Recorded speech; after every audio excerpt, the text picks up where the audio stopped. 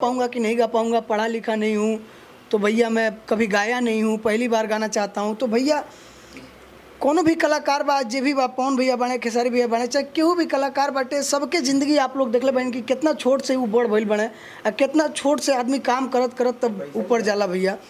तो आप सबके हम बता दी कि छत पे चढ़े खातिर सबसे पहले सीढ़ी चढ़ के छत पर जाइल जाला। तो एकह गो सीढ़ी जब हमनी के चढ़ल जाई तबे जाके छत पे चढ़ल जाई भैया, और एक एक सीढ़ी जो है चढ़ना पड़ता है।